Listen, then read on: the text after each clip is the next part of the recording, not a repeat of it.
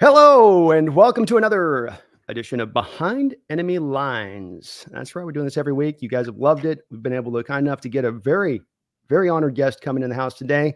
A man who has been a journalist for 34 years covering this Miami Dolphins team. So you don't think he's seen a thing or two? You don't think he's been around to see what's what? He's not going to be a man of the moment, captured in that way. And this is Alain Poupart, journalist, covered this team for SI. Kind enough to take some time to come over here in the house. I know we're broadcasting over on his side here on YouTube, but let's first things first make sure, and I want to welcome the house, Alan, but I like to make sure we do our thing first here because we're good people here. First thing you're going to do is go down the description link of this video section where I have linked it to All About Dolphins. Link right to his channel. Go there, sub up right now. That's how we do. He's taking kind enough time to come over here to his side. Go do this, please, and be kind enough to do that to going over on his end. But thank you, Alan, for joining us here today in the house. And thank you right back, because as you mentioned, we're simulcasting, and this is Behind Enemy Lines for the All Dolphins podcast, episode 362, where we're going to dive into everything Miami Dolphins versus Seattle Seahawks at Lumen Field. What was it? What's the third or fourth name now for that stadium? It is number 2. We're workshopping here. That's number 2. Okay. Yeah, we're finding our way. Sometimes you don't always land on the hot one right out the gate. You got to kind of work through a few, just try them out. It's like an outfit. No. Give me another one. Okay. Well, Miami's got the edge on Seattle in that regard, because now we're on Hard Rock Stadium, Sun Life Stadium, Land Shark Stadium, Joe Robbie Stadium. Anyway. I miss the old school names, don't you? Like I Soldier Field, Candlestick Park. It had a little bit of an extra ambiance that it gave all of the games when you were going into it, versus, now we got Climate Pledge Arena out here. It's kind of hard to put the fear of God into your opponent's heart. Where are we going to play? Climate Pledge Arena. Oh, that hellhole. Oh my God. How are we going to survive? That's a very good point. And see, for Miami, we go back to, it should be Joe Robbie Stadium, because he's the first one who put his own money to get that thing built. I think that would deserve something, but it got changed, and then now it's Hard Rock Stadium. And it had a flow to it. Joe Robbie had a flow to it. I'm young, I'm old enough to know, going back to the day when kids, we're in Joe Robbie Stadium. It had a nice little just phonetic cadence to it, I guess. But it's a very nice stadium, and Lumen Field's also a very nice stadium. So, and hopefully we have a very good game on Sunday. But if I may start off real quickly, I'm sure you're aware of the big news for those anybody watching either in Seattle or in South Florida or wherever they may be, that the Dolphins placed Tua Tagovailoa on injured reserve on Tuesday, meaning he will not play Sunday, which we kind of already knew. Now he's going to be out for the next 4 games. So it's Skylar Thompson time for the Dolphins. I think this is exactly where I wanted to start with you, quite frankly, because like you said, I think this is on both ends, the news of the moment. And I think there's a lot to kind of unpack here with this one, isn't there? First, I guess, from an outsider's inside looking at it, I think I'd want to kind of know from your own perspective, just before we get to how this really impacts the team, is what was your outlook on that contract with Tua this offseason and what you want to do? Because this seems to be this thing where teams get into automated mode now when it comes to when their QB's up to be paid, and everybody just goes, got to pay him. Nationally, pundits say it, got to pay him. How do you feel that way? I find myself pulled a little bit differently, but I'd love to see where you come from on that. Yeah, and listeners to my podcast will know very well where I stand on this, because I was very consistent throughout the summer. To me, the play was to make Tua work on his 5th-year option. He was signed through 2024 at 23.1 and 23.2. Forgive me if I forget the exact decimal. The durability issue was always a factor, even though last year was able to play every game. And then as a bigger issue, this is a team that has not been able to beat big-time opponents, especially down the stretch over the past couple of seasons. Ever since Mike McDaniel arrived, there's been a degree of success, but not that major success, that playoff win. And it's not just Tua, but it's with everybody else. And to me, it seemed completely logical. What's the rush? And the argument against it, well, he's going to cost you more in 2025. Sure. But you also have one more year of evidence that this is without a doubt the right move. And now it's played out where we are right now. And the disturbing part, if you're a Dolphins fan, is before the concussion against the Bills on Thursday night, it was the same old Dolphin story when they step up in competition where the Bills were dominating them. Yeah, I think that there's a lot of good things McDaniel's done from the outside looking in, and it does seem like though that you've got to kind of get by with Tua on the outside looking in too. And I mean he's a guy that's a divisive guy as far as the opinion goes, but to me he's a bit of this common strain you see in the quarterbacks coming out now who are getting highly drafted, but then everybody's getting caught up on what they can do, but then there sort of is a blind eye to all of potentially the limitations that are there as well. Specifically arm strength. You mentioned the down the stretch stuff. Well, what happens in the NFL down the stretch? It gets cold. The wind comes up. The inclement weather pops up. Well, who would that start to affect most?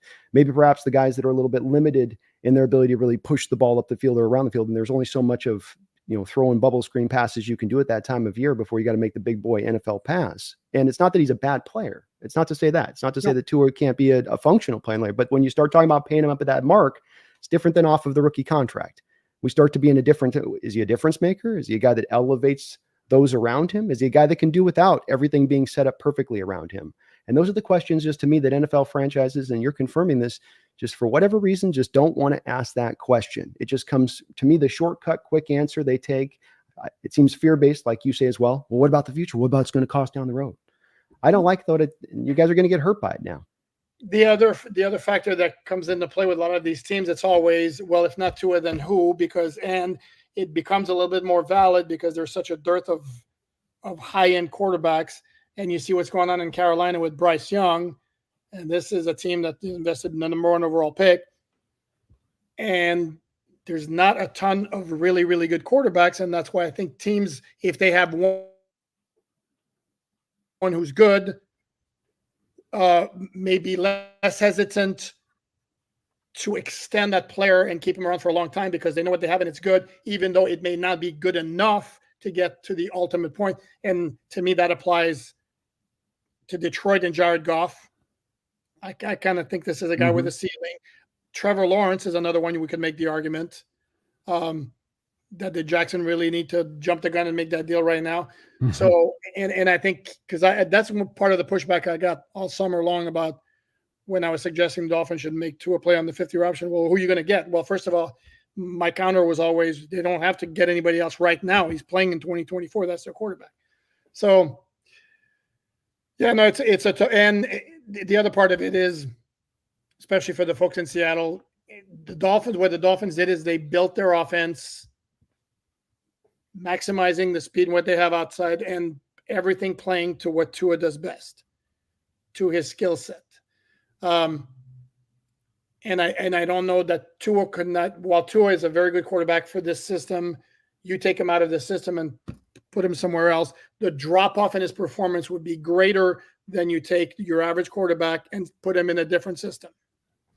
If that makes any sense. 100%. Well, and does that not then instruct you upon some of whether or not you pay the guy? I mean, I think it's completely on point on your part to say it. And it's part of what I struggle with when hearing the Dolphins were going to pay him. I felt a little bit on Trevor Lawrence, though.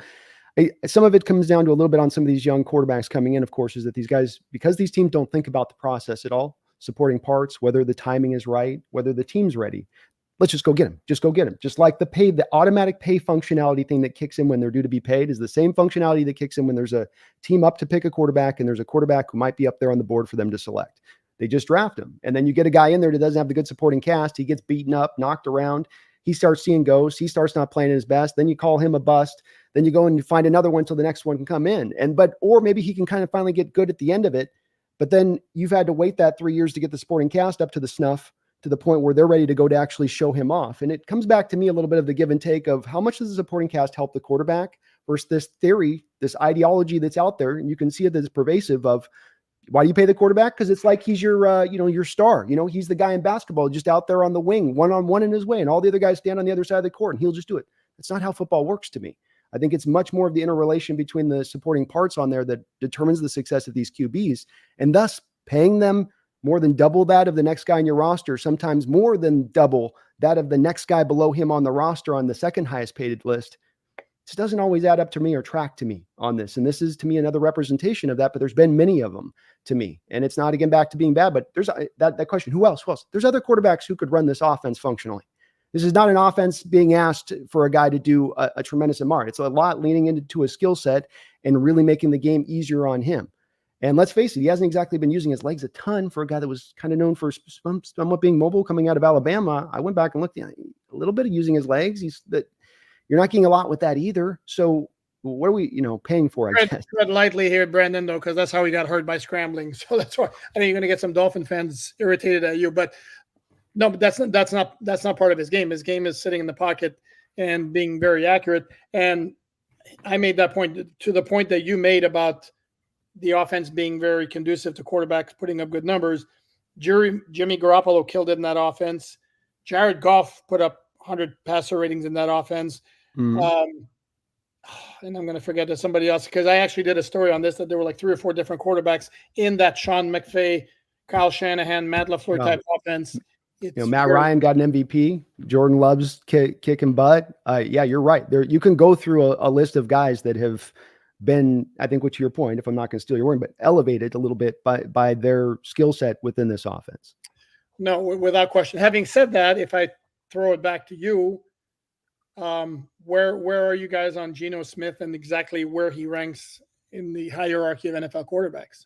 It's why I push some of this conversation so heartily for you, is not just to get an understanding of what it is your Dolphins are dealing with, but because this is also a hot topic within the Seahawks fandom as well, as to who Geno is and what he is and, where he is as a quarterback. I am a very pro Geno guy, but this is also looking very deeply at this position and trying to kind of ponder it a little bit more lately because of this automatic approach I've talked to you about. These NFL teams go, and I can feel from my chat and my people from them, and as far as just go get the guy. Who's our quarterback of the future? Get the guy. Got to go get the guy. Time to get the guy. Well, it doesn't matter. Just go get the guy. Think about, get the rest of the bit figured out later. Get this, and then you'll just go figure out the rest later. No, hold on. We're going to get this figured out now. And a lot of why I say this too is say, hey, we went to a Super Bowl 10 years ago on this process. So I'm not crazy here. 10 years ago, we went to back-to-back Super Bowls, won the Super Bowl, and it wasn't that we had the star quarterback that was that guy out on the wing.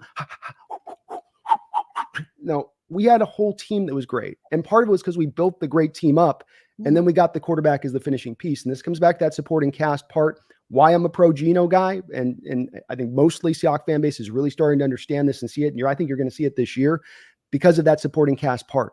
The first 2 years he's been here, the supporting cast hasn't been there. First year, you had 6 rookie starters, yet he got the comeback player of the year award. And still people said Geno is the guy he is. And I know you're out there on the East Coast and everybody gets stuck with that first thought of him with the Jets. But again, let's take this full circle back to my initial point. Your first spot, team just picks a guy. Is the supporting cast great? Rex Ryan, not much offensive line, no skill position players, a defense that's kind of, it's pretty good. It's okay with him, but the other parts offensively are not set up for him to go out there and succeed. Schottenheimer is his offensive coordinator. I can speak to that because that guy was here. That's not an environment for a rookie quarterback to go out there and take flight. And so you now get his second chance for the first time in 10 years, working his butt off, doing that hard work, that lonely work, that in the middle of the night work, that non-Instagram work where you're grinding on tape, where you're becoming a master from the neck up. And I think that this is why I think he is ready to go out there and excel, because now you finally are putting a supporting cast out there that's up to snuff for the first time, maybe in his whole career. I have a fun Geno Smith Dolphin nugget for you, which you may or may guys may not know, but early in his career, I want to say it was a 2013 season finale. Geno Smith, who played at Miramar High, just outside of Miami, registered a perfect 158.3 passer rating against the Dolphins at Hard Rock Stadium in a game the Jets won 37-24, despite Lamar Miller setting a Dolphin record that day with a 97-yard touchdown run. That's my nugget. That's a good nugget. I like it. And I think this guy has had the talent. I think it was going to take some time to develop, but it's that, again, microwave approach teams have to these quarterbacks. I've related Alain to, you take a toddler, you throw him in the deep end. He can't swim. He sinks to the bottom. You look over at your wife and say, like, Gabe, I guess, babe, we got to make another.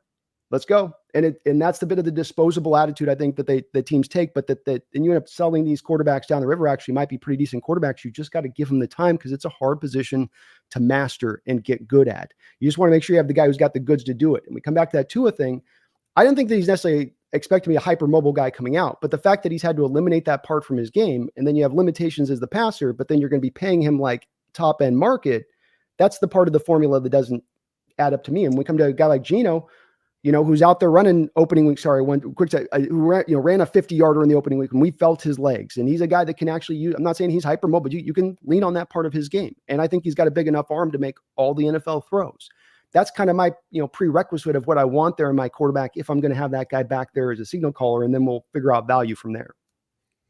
Yeah, and the counter to that, though, is, and a lot of some Dolphin fans would point out to you, well, whatever limitations Tua has didn't stop him from leading the NFL in passer rating 2 years ago, didn't stop him leading the NFL in passing yards last year, and he complements, and he's the perfect guy, the perfect point guard for what they have around him, which is the crazy speed with Tyreek Hill, Jalen Waddle, Devon Achane, Raheem Mostert. Now they added Jalen Wright. So from that standpoint, if you look at it from a totality of the team, it makes sense on the one end. On the other end is how much of it is it Tua making the offense run, making the offense go? How much of it is a speed outside? I've always said to me, Tyreek Hill's the one guy who makes the Dolphin offense special when it's functioning at its highest peak, not Tua. But having said that, again, for what they asked their quarterback to do, Tua is a very good fit for it. Well, there's a reason they've parted away and they've eased away from quarterback rating to looking for other more advanced statistics. And there's some good advanced statistics for Tua there. I'm not short selling Tua to say he's a bad quarterback. I'm just saying that it is a different look. You have to look at a guy when you start going from rookie quarterback contract to that $50 million deal. And I don't think too many people are. And can you get a guy that's going to give you 90 to 93% of Tua at 1/4 the cost within the scope of that offense at that point, and then take that cost and build a better overall team? Yeah, I kind of think you can. And part of it too is context and watching the games and watching Tua early season versus that late season part that we talked about, that inclement weather, because that's where that rating will factor in. Does he juice that rating up? Weather, Brandon, it's not just the weather. And that's kind it's not just, I'm not saying it is just the weather, but I'm saying that you already have his limitations as anybody's watched him.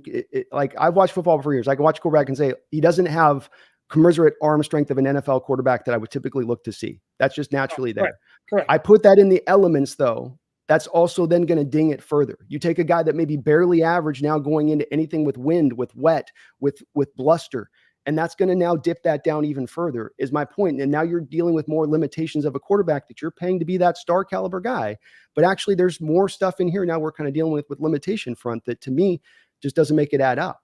That's my only thing with it. Not to say that that's like you put him in wind and now he just, but it's like the Drew Brees thing you saw with him, right? For years, a guy that when he was in the dome, everything goes out, you get him out the dome and it's not a sunny, hot, beautiful day like you guys get in that South there a lot. And now you get a bit of that wind. And oh my God, you see a bit of a different Drew Brees. We did a couple times here in the playoffs when he came in that kind of same winds and wet weather.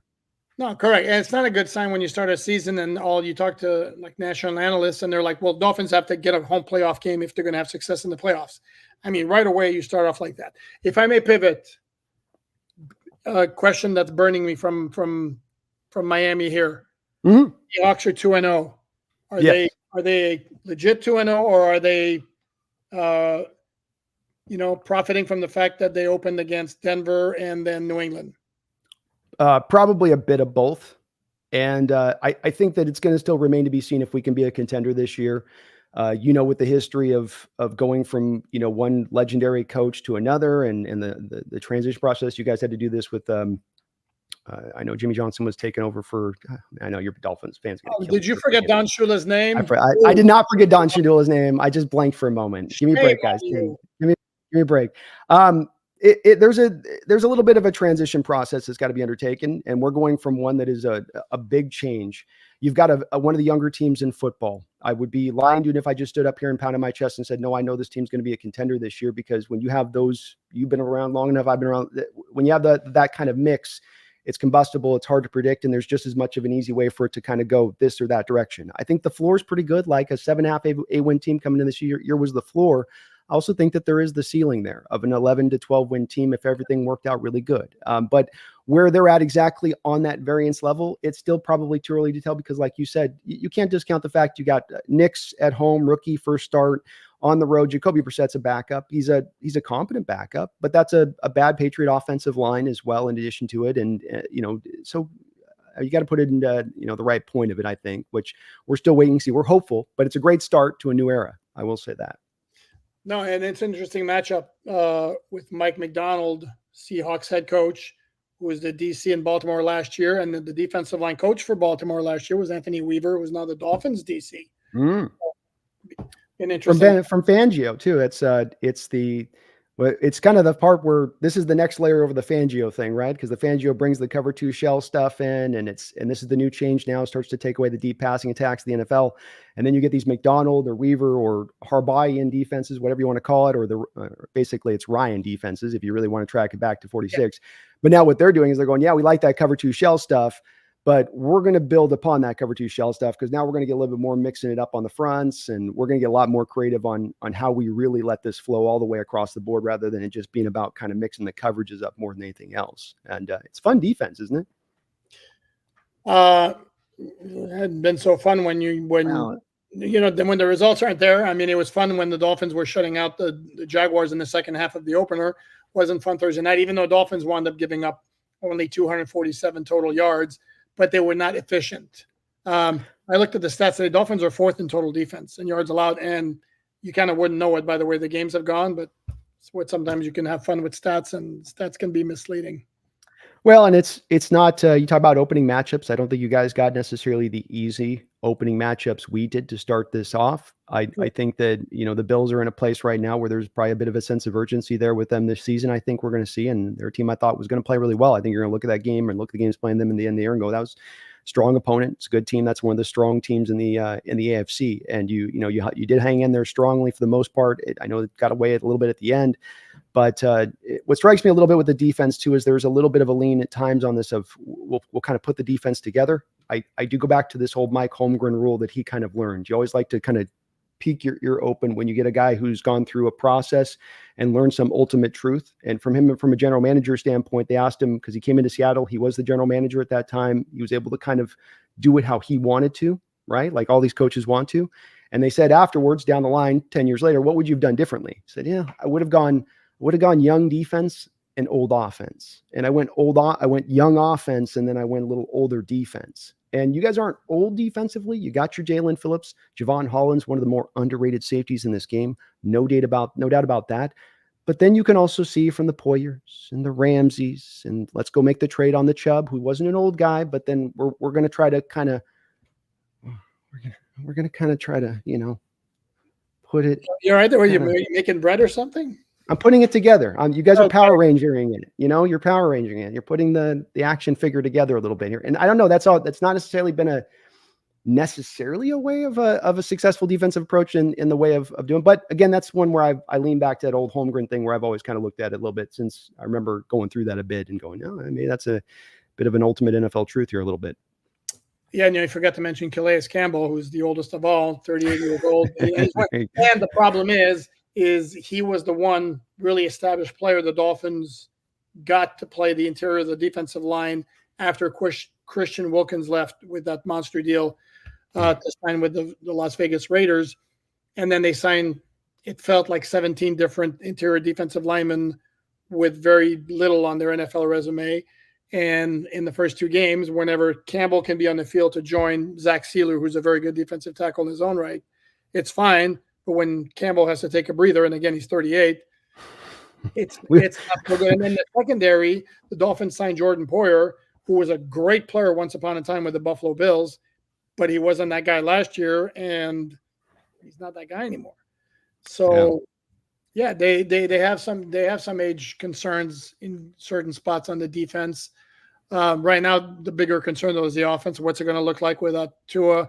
Teron Armstead, sadly, but not shockingly, is dealing with a shoulder injury. The hope is that he plays Sunday against the Seahawks. It's not a done deal necessarily. They're starting left guard Robert Jones because Isaiah Wynn's still on PUP, also dealing with a shoulder injury. Don't know exactly what his status is. And then Raheem Mostert missed the game last Thursday night because of a chest injury. So yeah, the big concerns right now, if you're a Dolphins fan, is really not the defense, even though it does have its issues as well. And this is for a team of the Hawks through the first 2 weeks, who, if I'm not mistaken, haven't led the NFL in pressures. They're right up as one of the league leaders in pressures through the first couple of weeks. So if you are coming here with a little bit of a lightened line, we have a little bit of a means, at least early on the year, coming into our house, loud environment, which helps that defense get that extra little head start sometimes off the line, because your offensive line take that extra beat. And so it could be spell a little bit tough. I mean, it'd be tough even if you had your starting core, if you're going to more of your backup it makes it a little bit even tougher.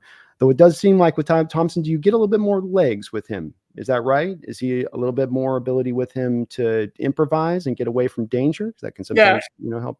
Yeah, but I mean, he's not Lamar Jackson or Tyler Huntley, who the Dolphins just signed to their 53 off Baltimore's practice squad. But he does have some mobility. I wouldn't necessarily overstate it. What does he bring as a passer? He's got a much better arm than Tua.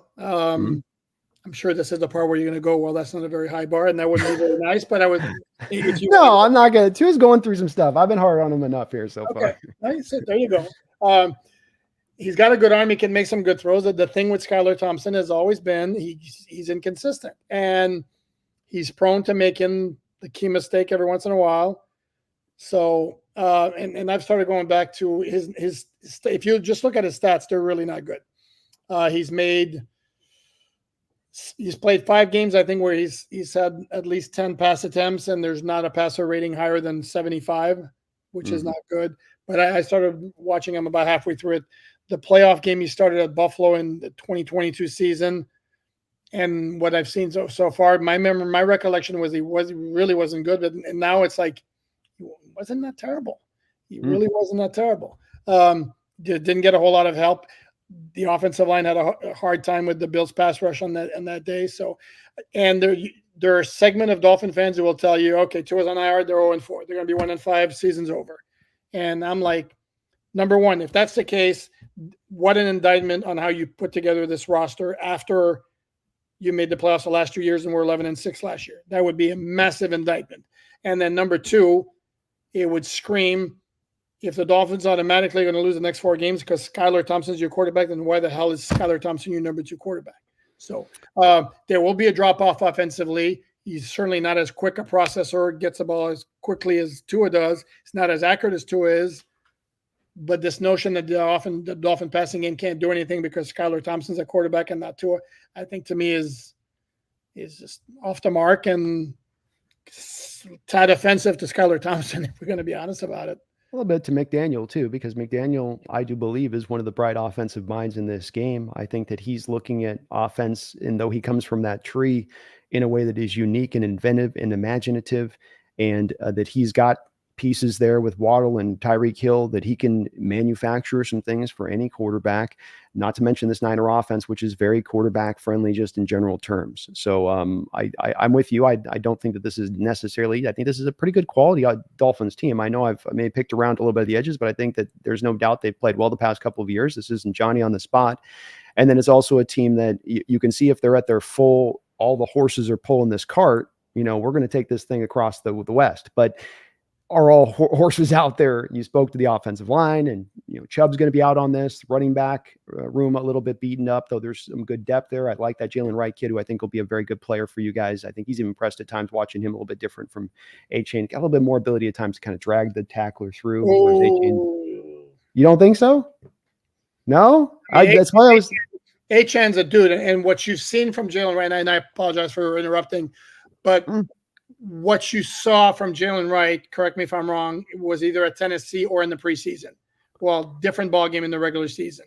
No, it was even from watching last week. So when they gave Jalen Wright the ball at times watching last week, and again, I wasn't watching like a fan, like I was dead set in my eyes on, but I was watching pretty closely, and there was just a couple runs. So I haven't studied him coming there from it. And I did watch a lot of it with Tennessee, and he's a big play guy more than anything else. It just seemed like there was a couple carries in this last game where I watched A-Chain, and he wasn't running hard. I'm not saying, again, like just to say this guy looked like there's maybe there's a little more weight. I know A-Chain's added some weight this off season to him, but that was the thing with A-Chain coming out too, was that he's part to me of some of this new backs that come out that are a little bit, they're that lighter type, but they're really fast and they're big play guys. You don't look at them as necessarily bell cow guys. You look at them as get them 10 to 15 touches a game kind of guys, and they're going to give you a tremendous amount of productivity with that. With White, I just thought he might have a little bit 10 to 15 extra little pounds on him, but I could be wrong on this one. I'm not married to the opinion.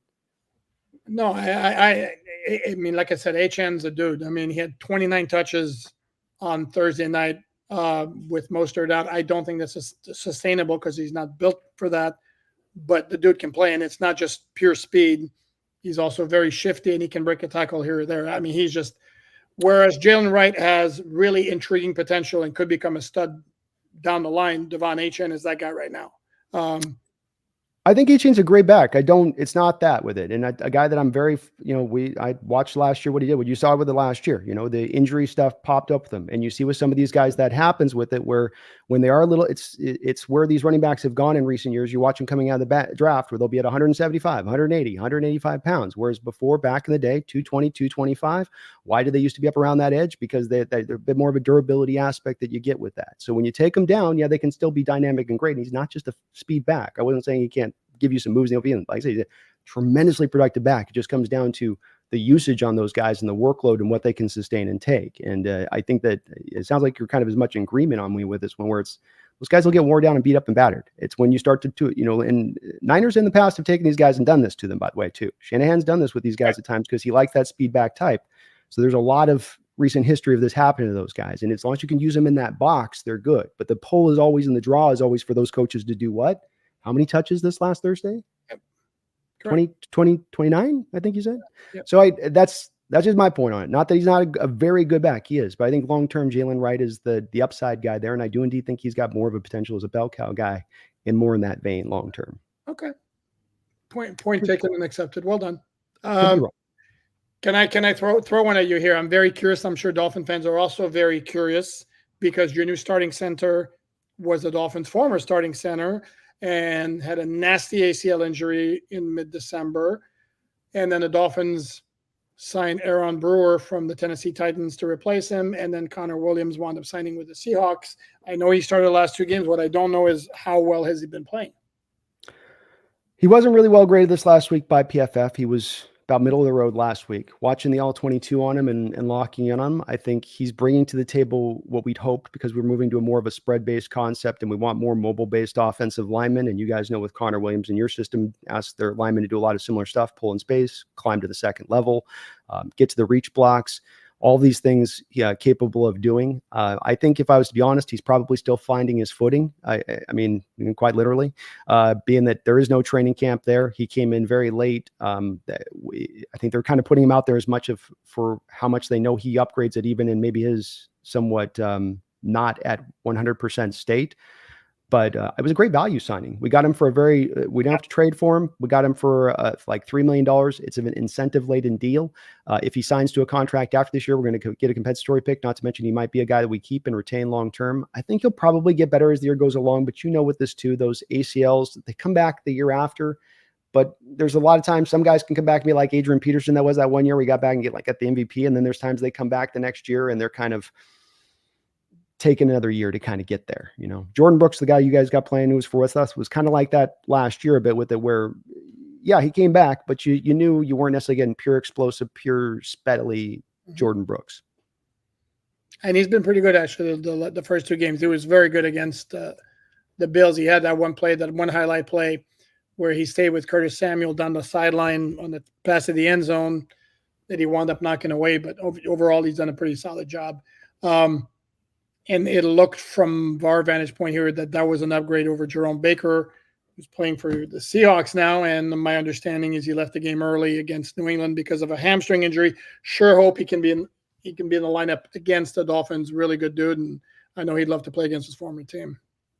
Yeah, I'd love to get some of your feedback, and we got a ton of donos we got to catch up on. The thing I understand, and I want to know from you on this, I don't know on this for sure, but my outside was that with Jerome Baker, a lot of that was to do not necessarily with the performative side of it, but that maybe their trust in him to be able to remain healthy going forward with the release of him. It was the money, just purely money. The gesture I'm making, it wasn't purely money. It was he had a big cap number, and they could easily move on from him, and he was a good player, but not a difference maker. So when it comes to Jordan Brooks, this is a guy that I'm on record on the draft night he was drafted of having an outlook of him as a player, which is the player he was for us during the time frame. I can't speak the player he'll be for you, but when it comes to where I hit on and what I tracked him for being and then what he was, I was right on the button with this one. And I'm on record. You can find the videos of it with me saying this with it. So I'm not speaking out of pocket on this in the least. Jordan Brooks is a thumper. Jordan Brooks can run when he's at his best as well as any linebacker in this sport. There's no doubts about those parts. He brings things to the field. You go up and he tackles. A lot of these running backs are going to fall forward. He's going to put them in the stop most of the time. He's very good in that way. Jordan Brooks has no natural feel in coverage. And this is a thing that can improve. The athleticism and speed is therefore to improve, but tracking back to college, even on this, okay, I watched 2 years of his college tape. The coverage abilities are not naturally there. And when you ask him to drop in zone, now he's a bit better in man. Man, he can hold on a little bit. The speed helps him because he just stays in the hip pocket and he runs. But you have him start to do any spot drops, zone drop stuff, he is going to be a man lost. You attack him with flood zone concepts, he's going to take the first guy, carry it out. The second guy's going to walk in there and it's going to be wide open. When you look at it, go for his coverage grades through his career with Seattle, to also back this up with PFF, not to say the PFF is the end all be all. I've seen it on the tape. But even going back to college, I think he had 80 snaps in coverage and not one play was there was not one tip, not one. It's not really there. I saw the play on coverage you're talking about the other night. And even if you watch the play, what is he doing? He's running step for step, but is he looking back for the ball? Is he locating the ball? No, but he's not. He's right with the guy. Yeah. So it's like, as long as he can kind of do this and just, okay, it'll be, and again, maybe this could be a part of his game growth because he is going into his prime and he is a player that as a tackler and as a run defender is pretty good on that. Doesn't get off blocks great, but again, if you keep him clean up front, let him run, it'll be fine on that part. But with me, I'm a guy, if you don't have that coverage instinct going back to college a little bit, it's always going to kind of be there. And it's hard to play man in this league enough times in that linebacker position to be able to overcome that. No, and by the way, I want to give you major props for saying about Jordan Brooks, what he brings to the field and not what he brings, the horrible cliche of what he brings to the table. Well done. I use all the cliches, man. I got them all basically chambered at all times. So I know, but you avoided that one. I can't deal with, like, I tell my wife all the time, where's the table? There is no table. Anyway, we digress. No, and that's the thing about like the Baltimore defense, and I don't know where you guys stand in Seattle, but the Baltimore defense that Anthony Weaver brought to Miami, along with his own wrinkles. Well, the one thing that people I have to make sure they understand is Baltimore, that maybe the two best players on that defense, or no, I shouldn't say that, but two key ingredients in that defense where they had two studs at linebacker in Roquan Smith and then Patrick Queen, who really like blossomed last year. Well, Dolphins don't have those kind of dudes. I don't know if Seattle does. I know Seattle has a hellacious cornerback. I think that Tariq Woolen's a hell of a player. And I was going to ask you if he thinks, could we see him man on man against Tyreek Hill, or is that do the Ravens? I mean, it's the Seahawks prefer zone. They've done it for the first time this year, having him travel. Carroll's system mold did not have corners travel and go back to Sherman. It wasn't really, Sherman did a little bit of traveling here, but for the most part, you're staying to one side of the field. This new system, but that's also, I'm not sure on this matchup because you may not like a 6'3" guy on the 5'9". Now, he can run just as fast, but it's about the stop and start sometimes with those 6'3" guys and flipping their hips. So do you want to maybe put more of a Witherspoon type on Hill here? And Witherspoon, I know it doesn't make us nuts, but that guy could have easily been defensive rookie of the year last year. He was outstanding for us. He's been just as good for the most part this to start year off. He hasn't had a lot of splash plays, but he's been really good. That'd be more of the guy I'd mix in there. So especially with the amount that Hill operates from the slot, and you do use Witherspoon sort of as a slot, almost Sam linebacker-esque role is what he plays. That's kind of uniquely suited in that way. But it's kind of where you remember how Woodson was used with Green Bay a little bit in 2007 when they won that Super Bowl. They moved him all around Charles Woodson. And that's a deep pull a little bit. It's kind of using him in that role, Witherspoon a little bit. Same kind of thing with a bit. But no, Woolen's been outstanding this year. You can attack him a little bit in tackling. That's the thing to worry. We're watching all for. He's been a little bit improved on this, but that was last year a little bit of what was, there were some other issues with it where he had shoulder injury and whatnot going on. He does look better. He's a bigger guy, so he should be able, but he's also a receiver convert. So he's only been playing corner for about 4 years. But the upside with this guy is legit. And the fact that he's this good only 4 years into playing the position as a former wide receiver is pretty impressive, I'd say. Let me bounce we got a couple donos here I want to just catch up on if we can real quick. So I got a little bit in the chamber. Chanath Kumar, thank you for the $10 donation. Brandon sent me to say hello. Go Hawks. Well, thank you for the $10 donation. This might be on either of our channels. I don't know if it's on mine or yours on this sometimes, but thank you, Janeth, for the $10 dono. Appreciate you for that. Jeffrey Thistle with the $2 drop says, I just don't want to see Tua die on the field. Well, where does this go forward from your perspective on this? Because this is, of course, everyone's got an opinion on whether or not he should retire at this point. Nobody should have an opinion other than him and his family and his doctors. I'm going to be honest with you. And I mean, look, yeah, nobody wants to see anything catastrophic happen on the field. That's a given. But who, by the same token, who the hell are we to tell him you need to retire? Yeah. he's going to probably hear it from his wife, from his mother, from his close advisors and all that. But ultimately, it's got to be his decision, and you hope he makes the right decision. And again, we can't sit here and say what's the right decision, No, we can't. And I think fans too don't sometimes understand that some of these players have already, especially with now their understanding of with the CT and the long term, some of these players have done some advanced math on this stuff already. They think of like, they're not considering all the, no, they're just that they're out-risk the way, however that phrase goes, but they're willing to do it. And I agree with you, man. It is up to him. And I also thought it was silly hearing from some fans going, God, he's got to slide there in that moment there in that game. Because I did think it was right that if he had slid there, and he gets marked short of the first down, that then those same fans would have been right on top of him saying, you got to go for the first there. You're so worried about your cranium there that you didn't, that's one of those no-win moments from the athlete's perspective. Correct. And this is what I said all along, because for all of the talk about the jiu-jitsu last year and the part it played in him staying healthy, to me, the number one factor last year, by far, no close second, was the fact that he was smart about never putting himself in harm's way. And boom, second game of the season, that's exactly what he did. And again, it's a 4th and 4 play. Dolphins are down 21. They're near the goal line. And can he start to slide far enough along to stay away from the potential hit from Damar Hamlin while still getting the first down and not risking the officials marking him short? That was tricky. If you're going to dive forward, the part of how about you just dive head first, but straight into the ground as opposed to into Damar Hamlin's chest?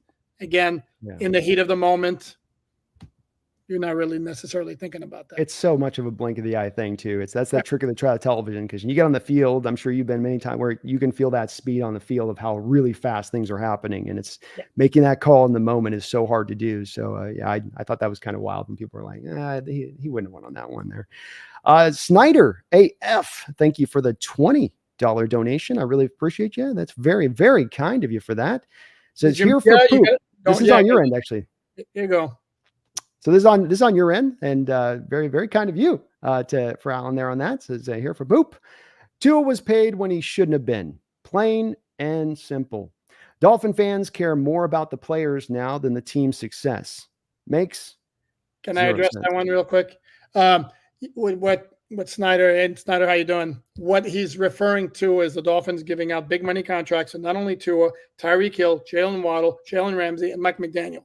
And the point I made on the podcast was like, that's an awful lot of contracts for a team that, while it has produced winning records, still hasn't won a playoff game since 2000. I mean, it's like, and another fun fact, by the way, I like throwing out trivia facts.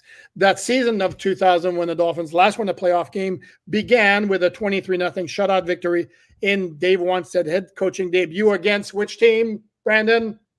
I think that was Seattle. Ding, ding, ding, ding, ding. Well done. Make me relive that, huh? I still, that mustache still, it's in my nightmares at night. It's odd. It's not straight. It's too thick. It bends here and then it bends there. It shouldn't bend that way. They don't bend that way. And then they just keep going to the shot of him with his little smug look on the sideline. Yeah, no, I remember that game. Thank you. Appreciate that. Appreciate you bringing that one up. With former Seahawk running back Lamar Smith doing the damage. One of my childhood memories I had buried deeply, and you've just unearthed it. Now just dig that one right up with the shovel, huh? Pull it right out. What I'm here for. Yeah. This is, if it makes you guys feel any better, I think that these debates with the quarterback situation continue to be as hot and heavy as ever across the landscape of the NFL. And we're dealing with here in Gino and how to assess these players. What is a guy that's worthy of being paid? Who isn't? My whole thing with it is whether you stand on the scale of it, I think it deserves more thought than it's being given right now. Because we come to the time with every individual team where it comes up and there doesn't seem to be a lot of this. It just seems to be, just do it. And that's where I think you got to be careful, because like those other deals you talk about, the Ramsey deal and probably a few others, start to be informed by that deal. Okay, now there's a sense of urgency. Okay, now we got to go get this. Okay, now rather than go drafted left tackle, let's go get Teron Armstead. Yeah, but Teron Armstead had a pretty rich history with New Orleans as an injury thing. Like yearly, he's in and out on an injury front. Do we really want to be doing? The hell with it. We got to get this guy protected. So we get the urgency, and this stuff starts being drawn to make your decision making go this direction, and it's not intelligence. It seems to be something else. And that's my only thing I raise about it. Go ahead. And I got one for you here. And this may be pure coincidence, but look at the quarterbacks who got big money deals the last couple of years.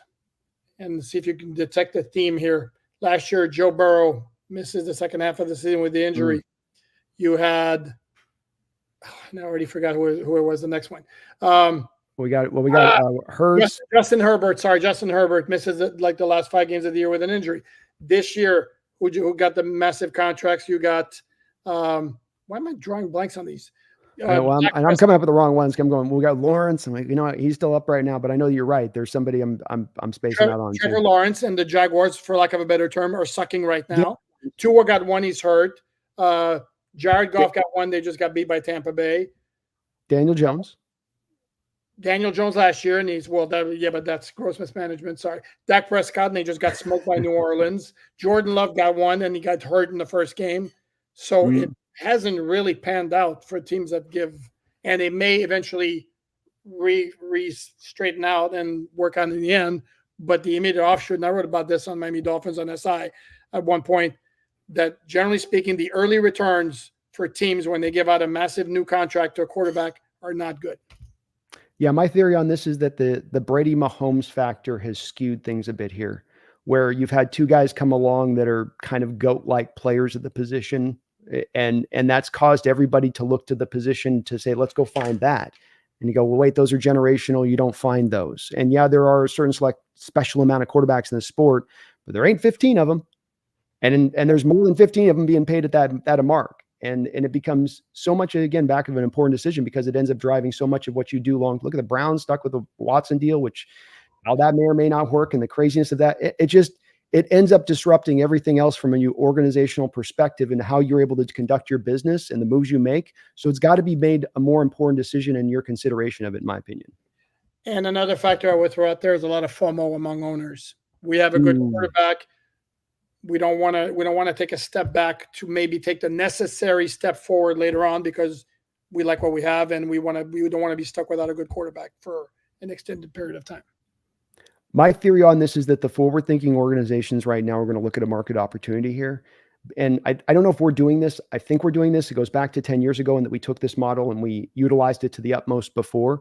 And I think we're trying to a degree to do it again. But I think that organizations that look across the landscape are going to try to do this, which is let's get the supporting cast built up. And let's not go into that territory necessarily if we can, unless we really have the difference maker to do so, where we're driving up in that upper echelon range. And then we're able to build the better team around it. And then let's find a quarterback that can execute the offense. And you get the playmakers around him. And let's see if that can work. And I know people push back at this every term, but I mean, you go look through NFL history. I can go long NFL history. I can go short NFL history. And I can show you examples of this, of guys raising that trophy that aren't necessarily Mahomes and aren't necessarily Brady. And it's hard to find those guys. But you can, it's just a different offshoot. I just think that like market opportunity is the way I like to put it. It doesn't mean that this is a guaranteed way for success. It's just that everybody's going this direction. Everyone's taking that left turn down quarterback city. I'm going, hey, maybe we'll just take this off-road thing that might get us up to the front quicker because nobody else is even trying it.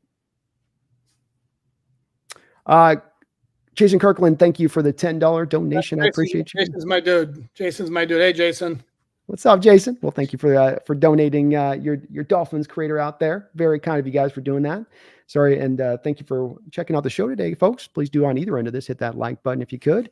Pepper Vassar, thank you for the $2 donation. Says Seahawks. Let's go. Let's go, Pepper. Let's go.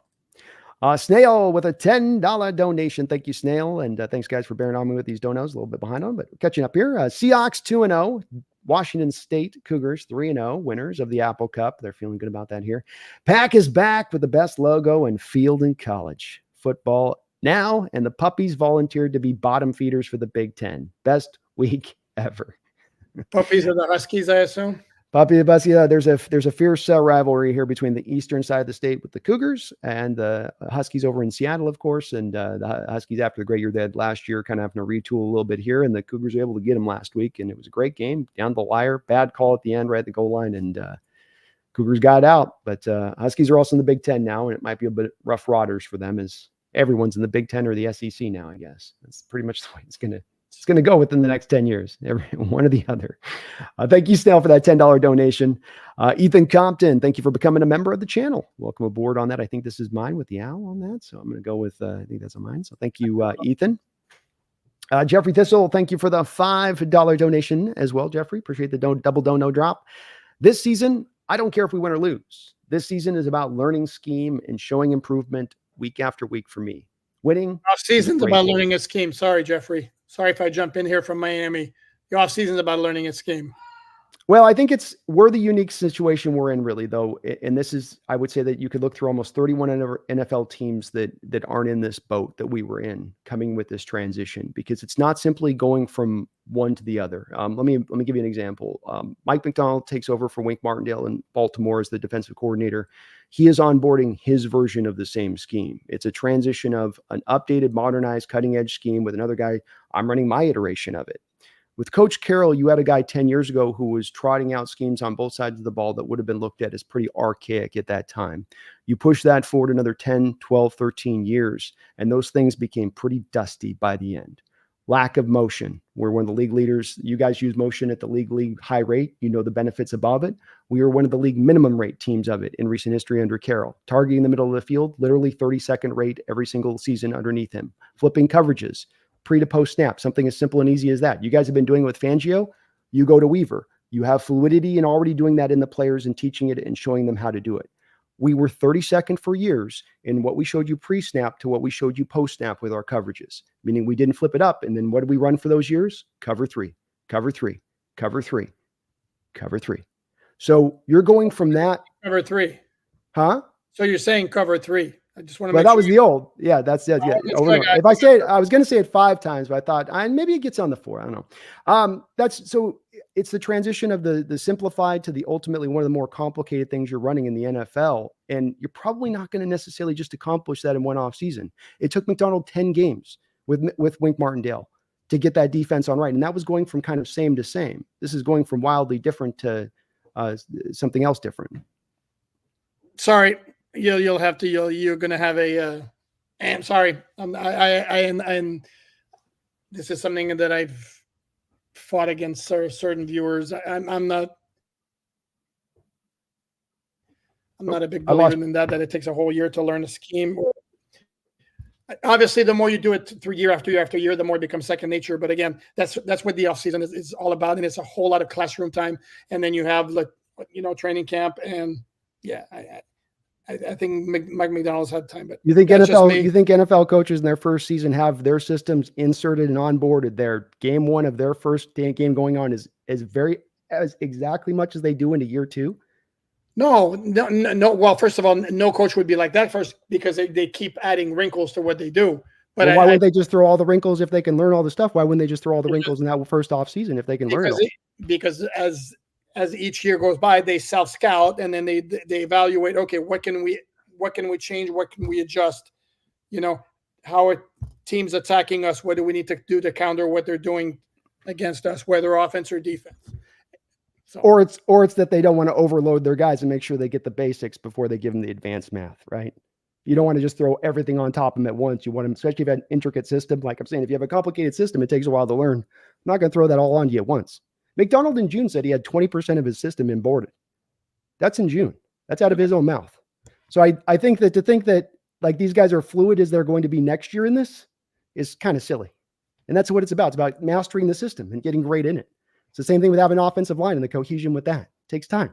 You don't get it overnight. And I think that especially for the youngest NFL head coach who's never had coached in his life, that certainly is part of the place. But you might disagree there. It's all good. Oh, I know I do disagree, and I will make it maybe counter with two recent Dolphin head coaches. Well, not recent, but in terms of when they were of where they stand in the list of coaches. Dolphins made the playoffs in Tony Sparano's first year. Dolphins made the playoffs in Adam Gase's first year.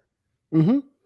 So, and I'm not. But that's not representative of whether a coach is onboarding their full systems. You can be getting success while you're still onboarding fully your systems. True, but again, if the whole thing was about, why are we getting bogged down in this conversation? I hear what you're saying, but I don't totally agree with you. I'll give it to you to a certain degree, but that again, that's where I hear you. It's as much as it's a topic here for why we had hope this year is that this team would take steps and leaps forward this year because now you're starting to do things just at a base level that you didn't do. Merely flipping up coverages when you're 32nd, merely being willing to do these things that we weren't willing to go down those roads will bring improvement with it. But it didn't mean that it was going to be mastered at that point. Just those we're going to bring improvements. It could even take us to the playoffs. But that in itself, and I won't bog us down with it, but that in itself was just kind of my point with it. Just that there's things that can still be good to happen, but you got to onboard, kind of in, from that angle. When we look at this team defensively coming into this game, you mentioned the offensive line's a little bit banged up. You guys are without Chubb. You have Jalen Phillips, I think, coming off a pretty major injury this last year. Yep. And then Ramsey as well within the mix of this. What are we going to be kind of dealing with this defense as we walk into this? Well, it's like I mentioned before. If you look at the total yards they've given up in the first 2 games, they're 4th in the league. So that's very good from that standpoint. They've created one takeaway so far. It was the fumble recovery in the end zone against Jacksonville that basically saved that game. Otherwise, they were going to go down 24-7. The pass rush, and again, it's 2 different games. The pass rush could be a little bit of a concern. If they don't blitz, are they going to generate enough pressure? They have Chop Robinson's their rookie first-round pick, who looks the part, and when you see him run, I mean, he looks like a complete speedster. But how long does it get before he can start making an impact? And then, I mean, there's talent there. To me, I look at their defense, and it's still a question mark as far as I'm concerned. I still don't know what to expect. It's too early. There's a lot of high-end player. Jalen Ramsey's a complete stud. Javon Holland, you mentioned earlier, is also a very good player. Kendall Fuller is a solid other cornerback. I have concerns about whether it can hold up against the run the whole season because I don't like their interior defensive line. Because, again, they chose to let Christian Wilkins go in the offseason, which I don't fault him for because he got a ridiculous contract with the Raiders, but the guy can play. And he was an absolute difference maker. And when they had him and Zach Sealer together on the interior of that defensive line, those guys would play 85% of the defensive snaps and make a difference. And they don't have that anymore. So to me, it's still a work in progress. The defense, that was one of the biggest question marks heading into the season. I think we all knew the offense. The thought was it's going to be good when they play bad to mediocre teams. It's going to be good to very good, and major question mark when they play quality opponents. And the defense was a whole question mark. And I don't know that anything has changed, to be honest with you. Defensive tackle's hard, man. That Wilkins loss was brutal for you guys. We've been searching for years for that DT tackle position that could be a guy that could kind of, it's not even game record, just kind of control things inside almost. Is that a good way of putting it with Wilkins? It's not about the stats necessarily, it's with what he's doing inside for you almost dirty work wise. Yeah, him and Sealer were like, together were like, I mean, they were a handful for opposing offenses. And it's such an underrated thing because we talk about stats you can track or can't track. That's one of those places that there's not a stat you necessarily can track with that on what those guys always do. It's why he got paid so much there with the Raiders. But you did worry about that hit to your guys' Dolphins defense a bit with his loss there because you knew that. And this guy just from our period, we trade mid-season second round pick for Leonard Williams, and then now we paid him $23.5 million. And hey, the returns are there. Even so far last year and this year with him, but it still does hurt when you go, man, we gotta come up with that amount to keep him. Oh goodness, how are we going to do it? But they're hard to find. No, they are. And again, it's one of those where the Dolphins let go of Christian Wilkins. They let go of Robert Hunt, their starting right guard, who got $20 million a year from the Carolina Panthers. And that one is like, it's like, I'm sorry, for right guard, you're not paying $20 million a year. That's ridiculous. Yeah. With Wilkins, the Dolphins did not, in terms of the positional value, they didn't see it as, justifying spending that kind of money on him. And that's one of those where that one's not a black and white. They were right where like it is with right guard. Cause I'm sorry, again, unless you're Zach Martin at his peak or Quentin Nelson at his peak, where your presence alone completely changes the offensive line. Sorry, but agreed. Have fun in Carolina winning 2 games this season if you're lucky. They did that to us too, by the way. We had the right guard. They did it with you, the right guard. Our general manager got that same call where he picks up and he's like, hey, it's Damian Lewis's agent. Yeah. Okay. We want to get this contract done for you. We're thinking 33. Yeah. We got 66 million here. We're getting from the Panthers. So, sorry, John, that's kind of what, and then they tried to pay for their offensive line and it's not bringing about the results, but same thing they did to us too. And you can't spend those prices. There you go. I don't know. Maybe just a thought here. Perhaps they could have picked the right quarterback in the 2023 draft. I don't know. Speaking spitball. of back quarterback decisions, I think. We can come back. It's that effect again with these guys that are sub 6 foot tall, and I don't think that Bryce Young's 6 foot tall, but this whole thing of we're going to put some 5'10", 190-pound soaking wet quarterback with arm strength limitations on the football field, and it's going to go great. No, he played at Alabama. He played at Alabama. It's going to go great. Yep. What are we doing? I just don't know how those guys last. There's a lot of issues I have with that, but at the forefront, you go, how is he just going to even hold up before we get to how he plays or sees over the line that he can't see over the line? You got to wait to the outside. Nope. You're in the same boat on that with the quarterbacks? Like if you go for a QB and look for one, you're looking for that to be a bit, come on, we can't do that number one overpick. You're looking for the unicorn because I know we got a lot of, Tua is going to be Drew Brees. Okay, well, because you got the one like sub 6 feet or 6 feet quarterback who had a Hall of Fame career. Those guys are unicorns for a reason. I mean, so anyway, I don't know. Last thing I have from me to you, again, for those watching on the All Dolphins podcast here, this is a simulcast with Brandon Cain from Hawks Nest. I would ask you, how do the folks in Seattle view the Dolphins minus Tua after the Thursday night game? And I mean, is the expectation from Seattle, cool, we're going to be 3-0? Well, I think it's more of like we have an opportunity to be 3-0 more than it's that, we're going to walk on Dolphins. I mean, we're eating dolphin tail tonight. Maybe, get the candles lit. It ain't going to be like that. I think that there is a heavy amount of respect in the Seahawks fan base, at least from my chat, in regards to the offensive mind that is McDaniels. We've had Shanahan taking us to the woodshed here out in his own system for the last few years since he's been in here. And so very, very healthy respect from us on our part and what his ability to do. Tyreek Hill is one of the best, if not the best wide receivers overall. If you just bring the totality of what he brings to the game, Waddle is not chopped liver. I love that kid since he's come out. I think that he is still a guy that maybe hasn't even reached his upper end side of what he's going to be as a player when it's all said and done, and what he can bring to the field for total productivity goes. And so you guys are dangerous. I mean, even some of this up part, the running backs are dangerous. The chain can be gone in a minute. Right the same way, a big play had. Jonnu Smith, I thought was a quality signing for you guys, and he's a good run blocker, and he showed last week that he can catch the ball too in addition to that, and he's had that since his days at Tennessee. So I think that this is, though there are some ailing points from you guys, though we get to play this at home, there's no part of this for me that with how we played so far where we've had two opponents that are very winnable games, and it's been a struggle. We've had to find some footing here. So I'm expecting, as much as some fans might be going, no, it's going to be, I think this is still a game that's going to be a pretty hard fought game. And maybe we're able to distance at the end of the fourth quarter, but it wouldn't surprise me if it came down the wire. And if you guys even came in and won at this point, this is the NFL. We saw last week, any given Sunday, anything can happen. And as much as it might look like a W on paper, it ain't until you get the W at the end of the game. No, I hear you. And this is a big game.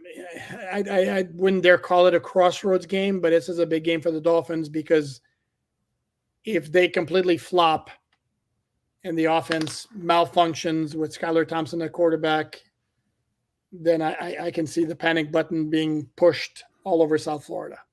You bring up a part that's a great point, and not to be undersold. I call it you got a wild animal, boxed up, and they say that's where they're most dangerous. You've got them almost just like we almost got them, and that's where they're going to give you that strongest fight, so to speak. And that's that sense of urgency in the NFL that week by week, I think some NFL teams have that, and some NFL teams just kind of don't. And it's the hardest thing to kind of gauge where your team is at, because when your team might kind of go, we got the Dolphins coming in, and I felt like this happened to the Cowboys last week with the Saints a bit, where they go, okay, they beat the Panthers, but like, come on. I mean, like we could sleepwalk this win. And that strikes teams a lot in the NFL season, I think, don't you? No, absolutely, without question. And the Dolphin coaches and some of their key players talked all summer about, this is a different team. The players are going to take ownership. We're going to show the resiliency that maybe wasn't there before. Well, guess what? Now's the time to do it, because it doesn't get more. And Mike McDaniel, one of his famous phrases, is adversity is opportunity. Well, guess what? They're facing some adversity right now, and this is a time, if they're going to respond and show the mental fortitude to overcome adversity. And if you remember, also Jordan Poyer, after joining the Dolphins, made a comment to the effect of, this is a team that has always been good as a front runner, but once you get them on their heels or whatever, they don't necessarily respond particularly well. Well, guess what? now we got a situation like this in a big picture type of way, and this is where they need to get it done. And I expect that we're going to get their best punch this week. I don't think you guys are going to come in there with your head low or not ready to bring it to us. And so that's just all the more reason this game's going to be, if we're going to win it, it's going to be hard fought. We're going to have to earn our every inch of it. So it's going to be a good matchup. I think at the end of the day, it's not what you guys want to be ideal. I get that, but you have still a very talented team, and this is a long NFL season, man. So you never know, it shakes out, and maybe Tua ends up coming back. It seems like, based on what I'm hearing, is maybe leaning to coming back right now on what we're hearing from that. Hard to say where. A couple quick donations. Sorry, go ahead. No, they were part of the reports. Okay. So it could still go kind of either way on this. We don't know yet. We don't know. Mike McDaniel is not going to address it, and I don't think anybody wants to address it or is going to get any kind of determination until maybe further down the line. But again, the reports are out there that he has no plans to retire. Gotcha. All right. Couple quick donos, and we'll get you out here. Thank you for hanging in here with me, my man. Noah B, thank you for the $10 dono. Says, going to the Seahawks game Sunday, and this is Noel, your guy. Defense scares me more than offense with the Hawks. If Skylar can't be patient, he may have a bad day. Thanks for the live podcast. Go Fins. Well, thank you for that, Noel. Hey, Noel. That was one of my dudes. I don't know. I'd worry about that. Those Seahawks wide receivers. That's a pretty good trio you guys got there.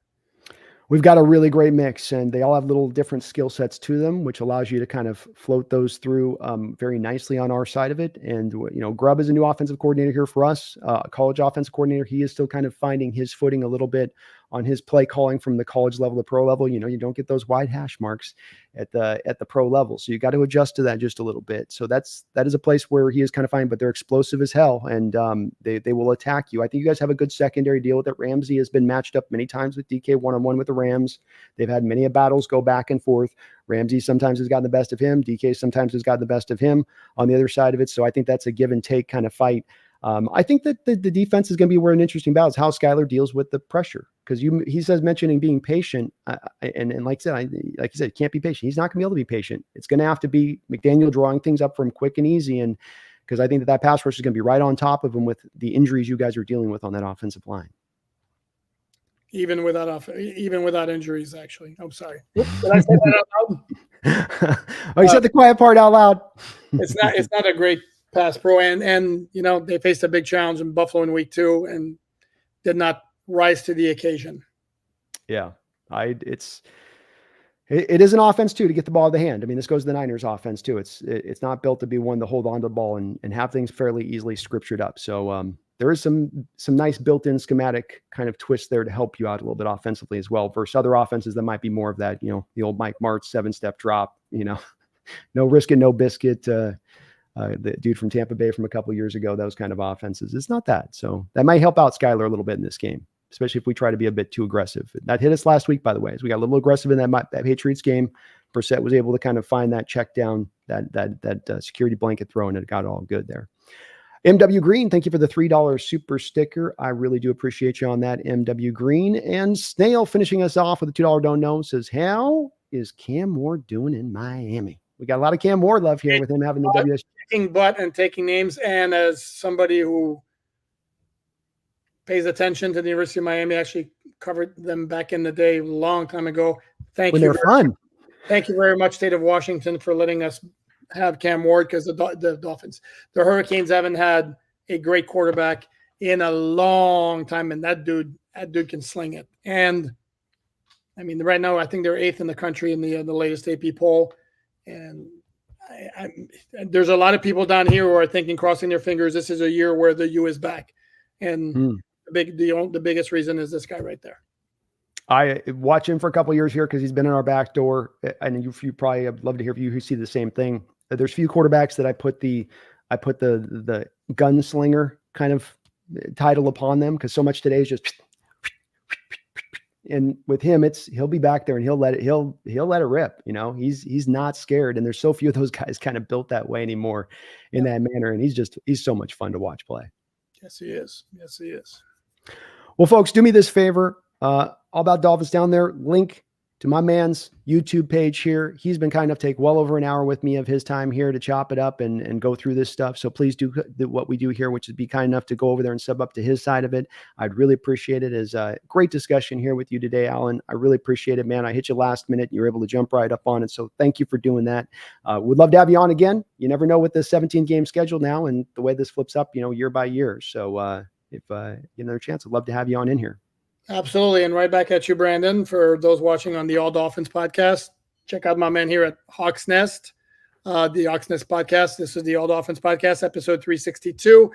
We will be back on the All Dolphins podcast on Wednesday to go over what we see at practice, the first major practice of the week for this matchup against the Seahawks. Well, best of luck to your team this week. May you come out with no more injuries, and may you come out of it, win or lose, with optimism as far as still the season, because it does get a little dark after a game like that. I know we were there with Russell a few years ago when he broke his finger, and so I know it gets dark. So let's have a great game. Let's have an injury-free game. Folks, hit the like button on both sides of this, sub up on both sides of it, and thank you again, Alain, for doing this, man. But best of luck. Let me get a record prediction. Let me get the prediction from you at least. Let me get you on you finish it up with a prediction here. You're talking to me? Yeah. I'm talking to you. I'm talking to you. This is going to be my unofficial prediction because the official prediction comes out on MiamiDolphinsOnSide.com on Saturday morning. So right now, I think the Dolphins are going to come up a little short, even though they're going to give a good battle. Let's see. You twisted me around on the end of that. I thought he was going a different way, and he kind of went the left turn. All right. Yeah, but let's say 24-23. Again, this is the preliminary prediction. The official one coming out Saturday morning. You, Brandon? You heard it here from a man of 34 years of journalism within the state of Florida, telling you here and now, the Seahawks are going to win 24-23. It's lockdown. He's basically saying that's his final opinion too. If you heard him when he was saying that, it was final opinion. Put it in the concrete. Let the concrete dry. That's where it's going to be. Well, thank you for that. You got time still to change. I'm messing with you. There's still time to change here out there. You never know. Too late injury situations. You got to kind of factor all that in, man. But thank you, man, again for doing this. I really appreciate you, folks. We'll be back soon here. But until that time, please don't you ever forget. Go Hawks.